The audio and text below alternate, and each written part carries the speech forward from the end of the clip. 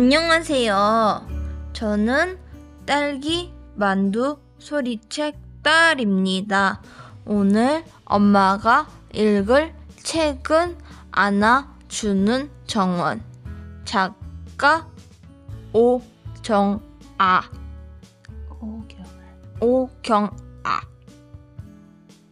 출판사 샘터. 낭독을 허락해 주신 출판사 선생님 고맙습니다. 듣고 계신 이모, 삼촌 감사합니다. 구독, 좋아요 눌러주세요. 사랑하고 축복합니다. 또 만나요. 구독, 좋아요 누르셨죠?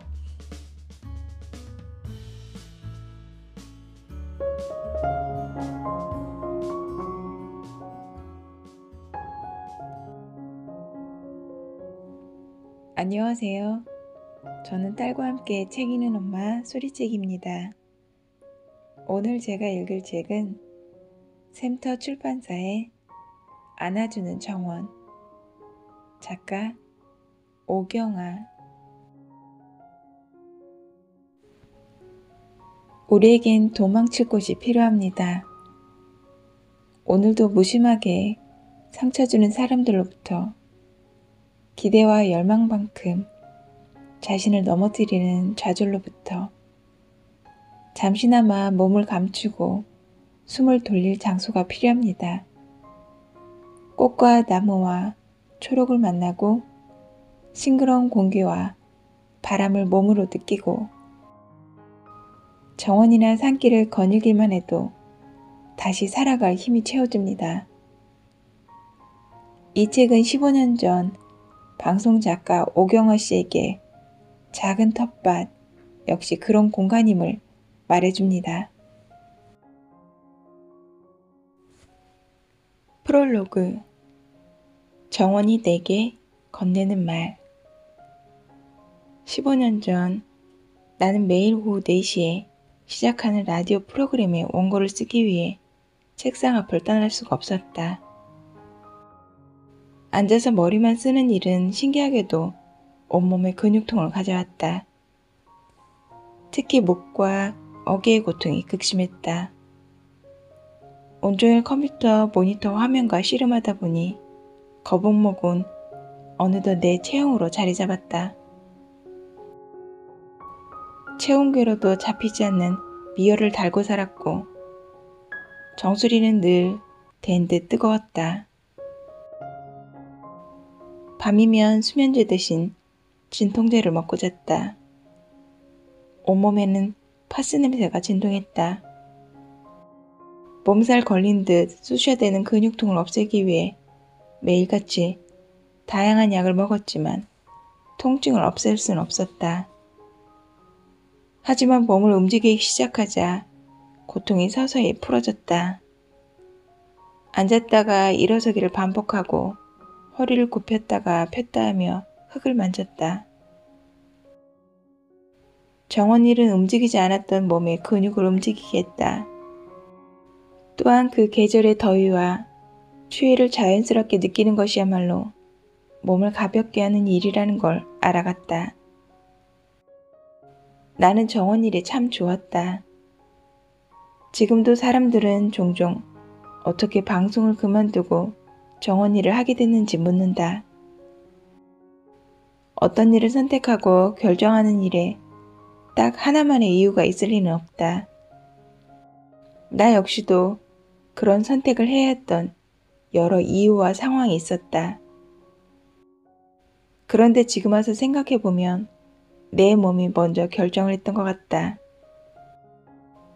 당시 나는 집에서 30평 남짓한 마당에 식물을 심고 가꾸었다.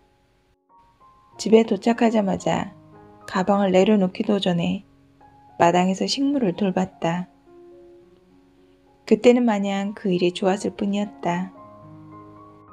그러다 방송국으로 향하는 발걸음이 점점 더 무거워지고 결국 이 무거움을 내려놓아야 한다는 걸 받아들였다. 그 후로 내 삶은 꽤 달라졌다. 낯선 영국 땅에서 7년이란 세월을 보냈고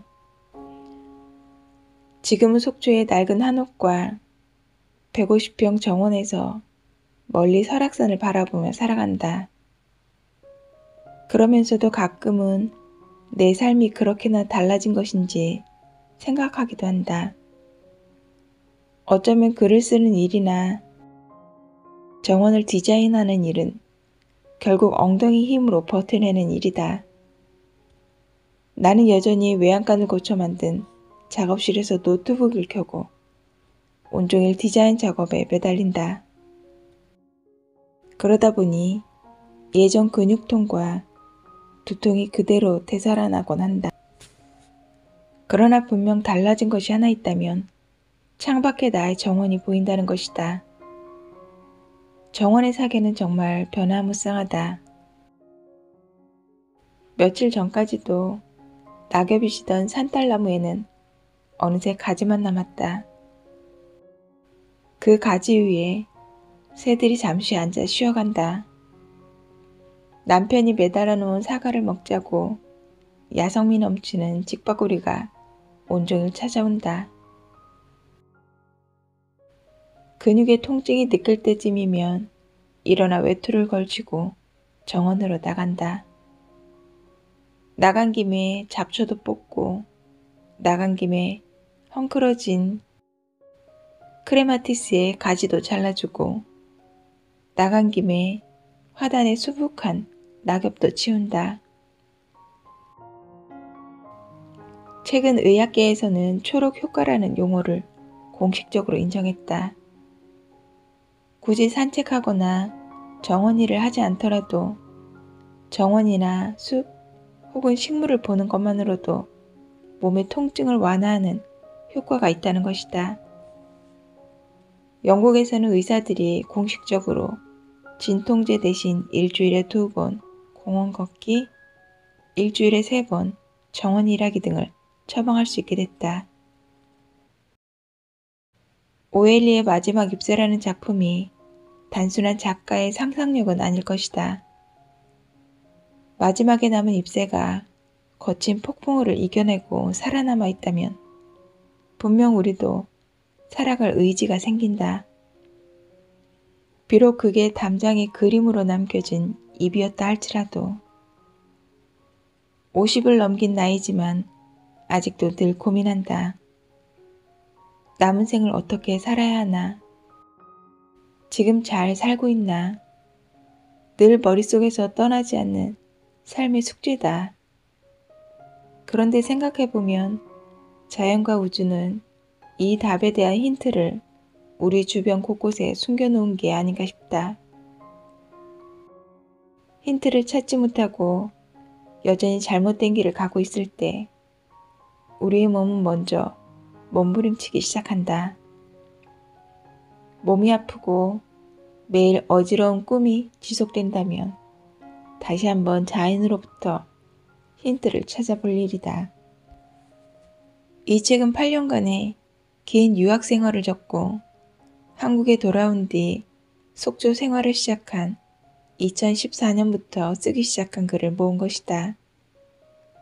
150년이란 시간을 간직한 한옥집을 수리하고 소 키우던 축사만 덩그러니 놓여있던 마당을 정원으로 바꾸며 고향도 아닌 이곳에 뿌리 내린 우리 가족의 시골 생활이 고스란히 담겨 있다.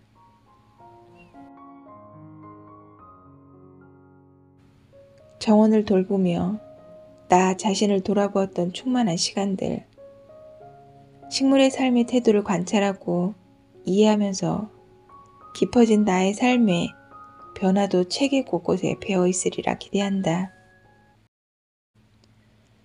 내가 바라고 꿈꾸는 삶은 정원 그 자체가 아니다. 정원이 우리 삶에 스며들면 삶의 모습도 자연스럽게 많은 변화를 겪게 된다. 나는 정원이 우리 삶을 좀 더 건강하고 품위 있게 만든다고 믿기에 그 소중한 변화를 많은 사람과 나누고 싶다.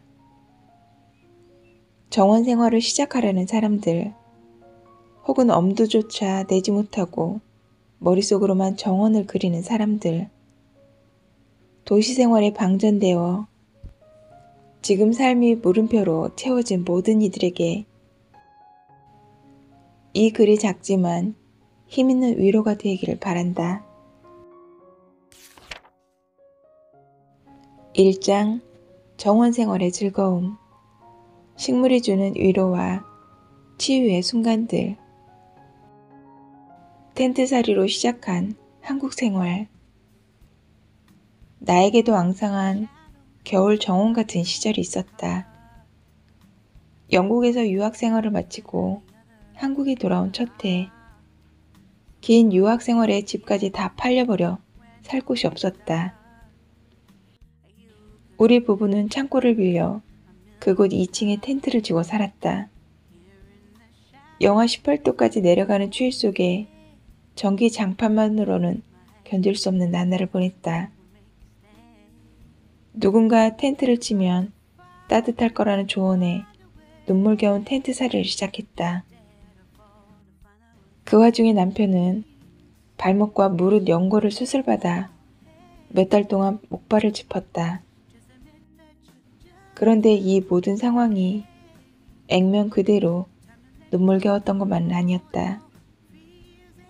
텐트 안에 불을 켜고 책을 읽으며 남편과 캠핑이 따로 없다고 시시덕거렸고, 수도 없이 얼어대는 수도를 해결하다 보니 이러다 동파 전문가 되는 거 아니냐며 나중에는 헛웃음이 나왔다. 우리의 어려움이 기가 찼던 앞집 아저씨는 날이 추워지면 어김없이 전화를 걸어왔다. 저녁 함께 먹자는 핑계로 그 집 2층에 빈 방을 내주셨고, 따뜻한 집밥 정찬도 그 집에서 해결하곤 했다.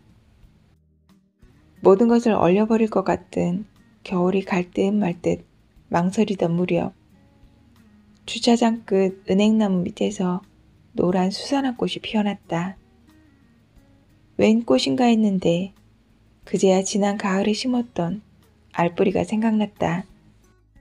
지독한 겨울을 나면서 까맣게 잊고 있었는데 내가 심은 수선화가 열심히 제 할 일을 하고 있었다. 그때 나는 묘한 생각이 들었다.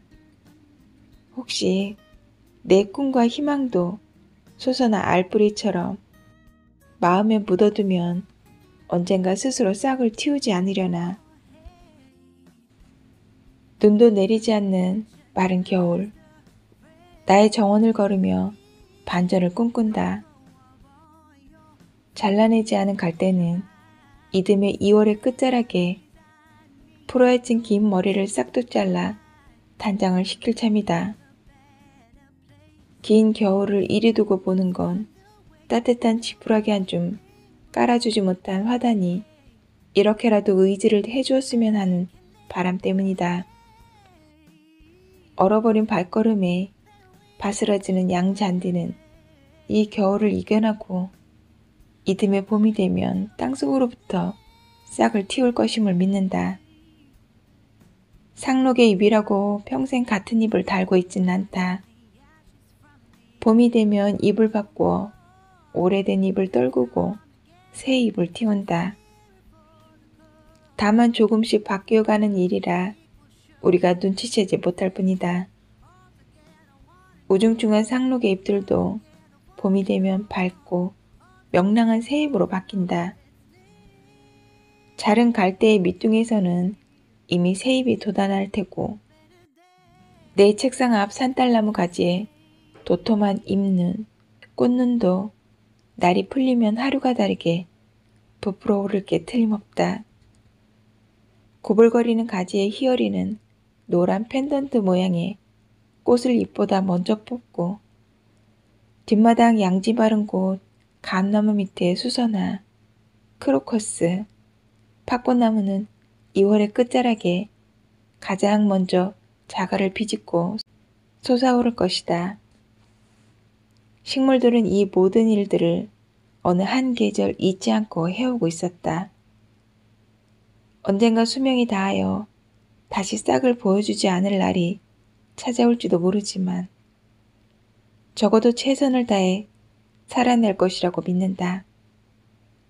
그 믿음 속에 내 마음에도 찌르르한 설렘이 생긴다. 남양볕이 온종일 따뜻하게 들어오는 한옥에 사는 우리. 예쁜 정원을 만들고 따뜻한 정원 이야기를 많은 사람과 나누며 사는 우리. 언젠가 내 마음속에 묻어두었던 꿈이었다. 그래서 오늘도 이 참담한 겨울의 한복판에서 나는 다시 한번 선한 의지를 마음에 심어보려고 한다.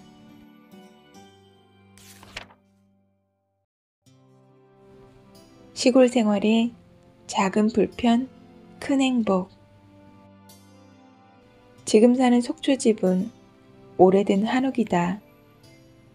지난해 집 전체를 수리하면서 사랑방 하나는 여전히 불을 때는 아궁이로 남겨두었는데 아궁이에 불을 넣으면 방바닥이 지글지글 끓어올라 찜질방이 따로 없이 좋았다. 그런데 아궁이가 결국 문제를 일으켰다. 오래된 구들 어딘가가 무너졌는지 이듬해 봄부터는 불을 떼면 연기가 굴뚝으로 빠져나오지 않고 아궁이 입구로 다시 흘러나왔다. 아궁이를 살리려면 바닥을 뜯어내고 구들을 다시 놓아야 했다. 구들을 고치는 데 드는 비용도 비용이지만 구들을 놓을 수 있는 사람을 찾는 일이 더 힘들었다. 수요가 없다 보니 이 기술을 가진 분들이 전업하신 데다 남아 계신 분들은 연세가 너무 많으셨다. 직접 하지 않고서는 아궁이를 보존할 방법이 없었다. 결국 남편이 수소문 끝에 평창에 위치한 구들 놓는 법을 가르치는 학교에 다녔다. 시골집을 방문한 사람들 대부분은 참 좋다고 감탄한다. 하지만 곧 이런 질문이 쏟아진다. 그런데 마당이 이렇게 넓으면 할 일이 너무 많겠어요. 집이 오래됐는데 춥지는 않나요? 아무래도 단독에서 살려면 많이 불편하죠. 여기에 대한 내 대답은 한결같다. 아무래도 일이 많죠. 단열이 잘 안 돼 춥고 청소하기도 불편하고요. 그러고 나면 사람들은 이런 고생을 하며 사는구나 하며 힘겹게 바라본다. 그런데 나는 시골 생활의 불편함이 도시에서 겪는 일보다 낫다.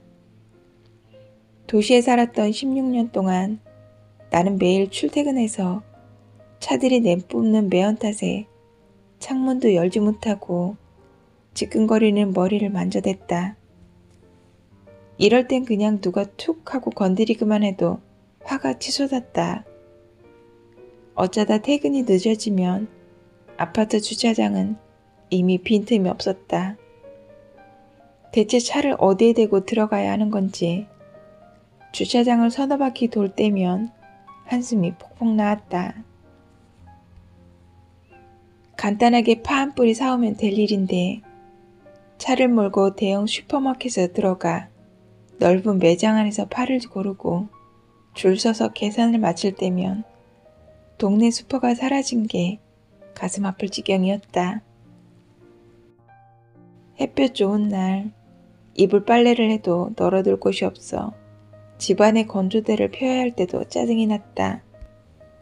언젠가 아파트 엘리베이터에 이런 경고 문구가 붙었다. 1동 베란다에서 생선 말리시는 분, 냄새가 난다고 신고가 들어왔으니 걷어주세요. 나 역시도 누가 아파트에서 생선을 말릴까 싶었지만 햇볕에 말린 민어나 굴비가 얼마나 맛있는지를 생각해보면 이해 못할 일도 아니다. 도시의 생활이라고 편리하기만 할까. 나는 도시의 삶이 시골에서 낙엽을 쓸고 아궁이에 불을 떼고 고추를 따고 말리는 일보다 훨씬 불편하고 힘겹다. 손톱으로 툭 튀기면 쨍 하고 금이 갈 듯, 새파랗게 고인물이 만지면 출렁일 듯, 저렇게 청정무구를 들이우고 있건만. 이희승 시인의 벽공인 시에서와 같은 하늘을 우리는 얼마나 보고 살아갈까. 가을 햇살이 더 청명할 수 없을 정도로 맑고 푸르다. 시골이기에 가능한 하늘이다. 모든 사람이 저마다의 모양대로 사는 것처럼 시골의 삶이 더 좋다고 말하는 것은 아니다. 다만 꼭 도시에서 살지 않아도 되는 사람들도 있다. 인구의 절반이 서울 수도권에 모여 살고 그 가운데 80% 이상은 공동주택에서 생활한다. 굳이 인구가 몰려서 생기는 단점을 구구절절 읊을 필요는 없을 것이다. 익숙하지 않은 시골 삶에 막연히 겁이 난다면 살다 보면 사라질 일이라고, 불편하고 힘들어서라면 가치 판단의 문제일 뿐이라고 말하고 싶다. 진정으로 내가 추구하는 삶의 질은 어디에 있는지, 흐린 하늘 밑에서 내가 보는 하늘색이 정말 이러할지 한 번쯤은 꼭 다시 생각해 볼 일이다.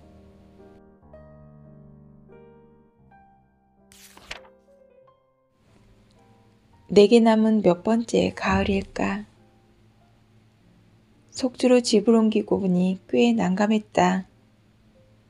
워낙 도시 생활을 즐기는 편도 아니었지만 가든 디자인을 하면서 도시에 살자니 답답함이 차올라 견딜 수가 없었다. 처음엔 단순히 도심에서 벗어나자 했는데 막상 일을 벌이고 보니 큰일이었다.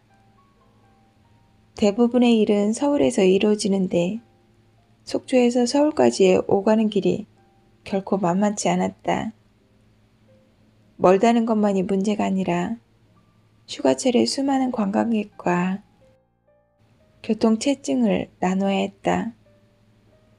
괜한 결정을 했나 한동안 후회했다. 하지만 이내 즐거움이 생겼다. 눈을 뜨면 설악산의 사계가 한눈에 들어왔다. 매일 빛깔이 변하는 바다는 내게 말을 거는 듯 했다. 나도 모르게 혼자 산과 바다에 묻고 답하는 모습을 보면 정신줄 놓은 사람처럼 보일 것 같았다. 설악산의 단풍이 내려오기 시작하자 그간 보지 못했던 뜨겁게 불타는 설악의 가을을 봤다. 아, 정말 기가 막히게 예쁘구나. 생각해보면 가을은 매년 나를 찾아왔다. 셈을 해보자면 나는 꼬박 53번째 가을을 맞고 있다. 그런데 이렇게 가을이 가슴에 콕 박히도록 아름답다는 생각이 처음으로 들었다. 설악산이 아니었다면, 뿌연 도시 스모그 속에서 낙엽지면 길 미끄럽다 투정하고 은행나무 열매라도 밟아 구린내가 내 신발에 묻을까 까치발을 딛고 보도블록 위를 걸었을 것이다. 같은 가을인데도 어떻게 이렇게 다른가? 사람은 지극히 행복 속에 서글픔을 느낀다더니 찬란하게 아름다운 가을 속에 문득 이런 생각이 들기 시작했다. 과연 나에게 남은 시간은 얼마나 될까? 이 아름다운 가을을 몇 번이나 더 보게 될까? 나의 부모는 모두 60도 못돼 세상을 뜨셨다. 이런 셈이 맞을 리도 없는데 평균 수명 70까지 손가락을 꼽아보니 이제 20번 정도 이 가을을 다시 볼 수 있지 않을까? 운이 좋으면 더 볼 수도 있지만 그보다 훨씬 적을 수도 있다. 아쉬움이 와랑 몰려들었다. 남은 가을이 아까웠다. 사실 속초로 이사하면서 내가 겪는 불편은 이만저만이 아니다. 2시간이 넘는 출퇴근을 감수한다고 해도 신속함이 떨어지다 보니 일하는 데 영향을 주었다. 급하게 잡힌 약속은 펑크나기 십상이었다. 그런데 이런 불편함을 무색하게 만드는 것들이 있다. 시골 생활의 즐거움을 지탱하는 아주 사소하지만 중요한 것들. 매일 저녁 불을 떼야 하는 아궁이는 여간 귀찮은 게 아니지만 굴뚝으로 하얀 연기가 솟아오를 때면 집이 숨을 쉬는 듯 보인다. 가끔씩 집이 살아있다는 착각이 들 정도다. 그 속에 사는 우리도 바쁜 일상을 내려놓고 잠시 숨을 쉬는 여유를 갖는다. 그리고 돌담 밑에는 감나무 4그루가 있다. 주렁주렁 달린 감을 보면 주황색 등을 달아놓은 듯 마음이 따스하다. 잘 익은 감은 따서 곶감을 만들어 볼 참이다. 간식으로 만들어 서울에서 자취하는 딸들에게 줄 수도 있을 것이다. 겨우내 간식거리가 마땅치 않았던 시절에는 감을 잘 말려 곶감을 만들거나 가래떡에 홍시를 찍어 먹었다. 너무 추운 곳을 제외하고 우리 땅 대부분의 지역에서 잘 자라는 감나무는 여름에는 무성한 잎으로 지붕에 그늘을 들이우고 겨울에는 잎을 다 떨구어 햇볕이 집에 쏟아지게 한다. 이러니 우리 조상이 왜 이 나무를 집 근처에 두고 사랑했는지 충분히 이해된다. 이미 사라진 집터를 찾아내는 좋은 방법은 감나무와 밤나무가 나란히 심어진 곳으로 찾으면 된다고 했다. 자연이 나에게 정확히 뭘 해주는지는 모르겠다. 다만 마음이 편해지고 분노가 가라앉는다. 도시냐 시골이냐 하는 덧셈 뺄셈은 사라지고 이렇게 살아도 된다는 확신이 든다. 도시인을 위한 작은 정원. SNS에 한 시인의 어머니가 남긴 감동적인 유언을 보았다. 배움이 없어 호미 잡는 것보다 글 쓰는 게 1000만 배는 힘들다는 어머니. 그녀는 그런 자신의 삶을 애달파하지 말라고 했다. 자신의 삶이 생각보다 행복했다고. 돌밭을 일구느라 힘들었어도 그 속에서 극락인 듯 행복한 삶을 살았다 하셨다. 개꽃이 얼마나 예쁜지, 양파꽃은 얼마나 환했는지, 도라지꽃은 너무 예뻐서 일부러 넘치게 심었다고도 했다. 옛날 우리 어머니들은 먹을거리도 제공하면서 예쁜 볼거리도 주는 채소꽃을 많이 즐기셨다. 지금 개꽃을 아는 이는 과연 얼마나 될까? 양파도 꽃이 핀다는 사실을 아는 사람은? 감자꽃은 마리 앙뚜아네트 왕비가 자신의 모자 장식으로 즐겨 사용했을 만큼 고급스럽고 예쁘다. 땅도 없고 정원도 없어서라는 좁은 마음은 잠시 접어두자. 최근 도시인들을 위한 정원 아이디어가 속출하고 있기 때문이다. 원예 상토 포장지를 그대로 활용한 그로잉백도 그중 하나다. 그로잉백의 가장 큰 장점은 흙이 없는 보도블록 위나 타일 바닥에서도 식물을 잘 키울 수 있다는 점이다. 여기에서 더 발전해 흙을 구하기 힘든 도시에서는 원예 상토 비닐백 자체를 텃밭 정원으로 활용하는 경우도 있다. 원예 상토는 일반적으로 20리터에서 50리터까지 포장돼 나온다.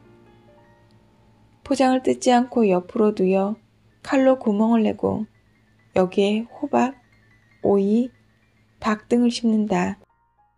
혹은 길쭉하고 가늘게 구멍을 내 상추, 치거리, 겨자 등의 잎채소를 심기도 한다.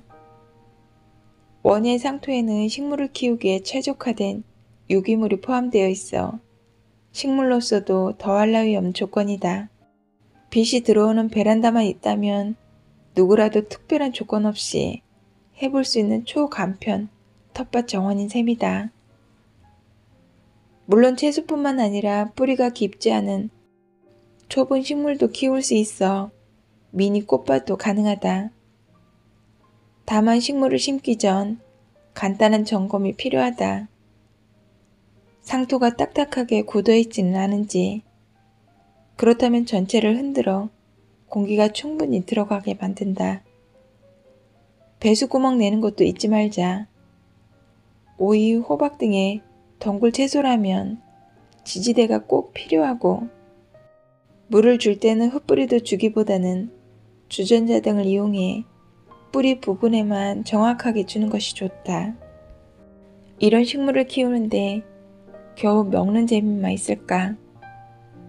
우리 곁에서 성장하고 꽃을 피우고 열매 맺는 식물들을 지켜보는 것이 얼마나 행복한 일인지. 도라지 씨를 일부러 넘치게 심었다는 시인 어머니의 마음은 누구라도 해보면 알 일이다.